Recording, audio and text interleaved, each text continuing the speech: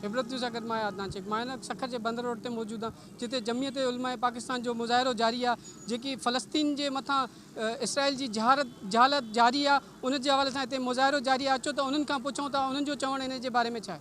अहले फ़लस्तीन को कोई झुका नहीं सकेगा इंशाअल्लाहुल अज़ीज़। आलम इस्लाम और ख़ुसूस तौर पर ममालिक इस्लामिया में रहने वाले अफराद लोग इस वक्त वो सारे के सारे हमास भाइयों के साथ हैं। इंशाअल्लाह हमारी जानें उनके साथ हैं, हमारे माल उनके साथ हैं। अल्लाह रब्बुल इज़्ज़त ने चाहा तो वो अपनी मदद से नवाजेगा।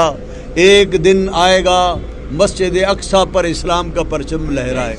जेके इसराइल है अमेरिका जो फ़लस्तीन मत जो हमलो कया असांजी हिन जी भरपूर मज़म्मत कयूं। जेके असांजी इस्लामी मालिक आहे इन जी ख़ामोशी हीअ आहे जेके भंग पी वेठे पी करे सुम्हिया पिया आहिनि। असां हिन जी भरपूर मज़म्मत कई। जेको काफ़र जी मदद करे थो इस्लामी मालिक असांजे मुसलमान जी छो मदद नथो कहे। असां अक़वाम मुत्तहिदा से ऐं मुस्लिम हुकूमत सां असां मुतालबो थो कयूं तव्हां महिरबानी करे फ़लस्तीन जी मदद कयो, हमास जी मदद कयो।